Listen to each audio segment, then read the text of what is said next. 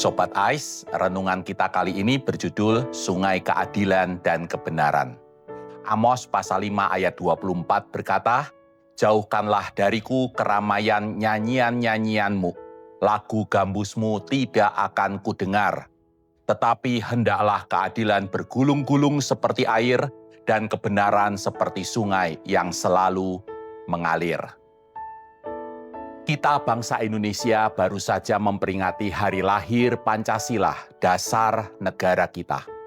Di saat yang sama, kita nggak bisa tutup mata bahwa bangsa kita sedang menghadapi ujian ekonomi yang berat. Harga barang pokok melonjak, lapangan kerja sulit, dan banyak keluarga di sekitar kita berjuang keras cuma untuk sekadar makan. Dalam situasi seperti ini, relevansi Pancasila, khususnya sila kelima, keadilan sosial bagi seluruh rakyat Indonesia sedang diuji. Apakah keadilan sosial itu masih ada atau cuma slogan di atas kertas? Ribuan tahun yang lalu, Nabi Amos menegur bangsa Israel keras sekali. Kenapa? Karena di tengah kesulitan hidup, mereka yang berkuasa justru memeras rakyat. Sedangkan mereka yang mapan secara ekonomi tetap asik dengan agenda dan kepentingan mereka sendiri. Mereka ini tetap rajin beribadah di bait Allah. Nyanyian-nyanyian dan lagu gambus mereka tetap ramai terdengar.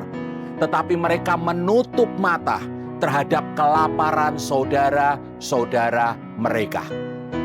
Melalui Nabi Amos, Tuhan berkata, "Aku membenci perayaanmu.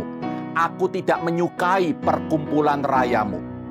Tuhan menuntut, hendaklah keadilan bergulung-gulung seperti air dan kebenaran seperti sungai yang selalu mengalir.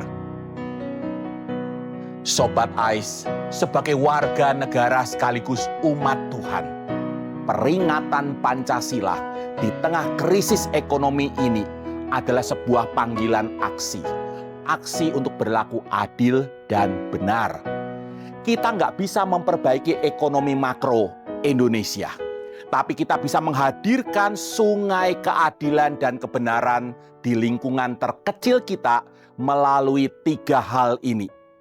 Pertama, perilaku adil dan benar. Jika saudara seorang pengusaha atau atasan, berikan upah yang layak dan tepat waktu. Jangan memeras tenaga kerja di tengah sempitnya lapangan kerja. 2, solidaritas. Keadilan sosial dimulai ketika kita mau berbagi. Tengoklah tetangga kiri dan kanan kita. Adakah yang hari ini nggak bisa makan? Ulurkan tangan kita untuk menolong mereka. Dan ketiga, gaya hidup bersahaja.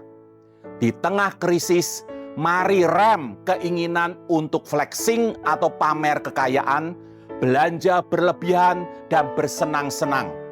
Empati kita adalah wujud nyata dari sila keadilan sosial bagi seluruh rakyat Indonesia.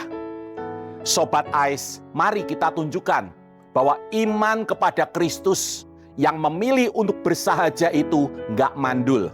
Ketika dunia menawarkan egoisme dan hedonisme di masa sulit ini, biarlah hidup kita menjadi saluran keadilan dan kebenaran Tuhan bagi sesama. Tuhan Yesus memberkati bangsa Indonesia. Amin.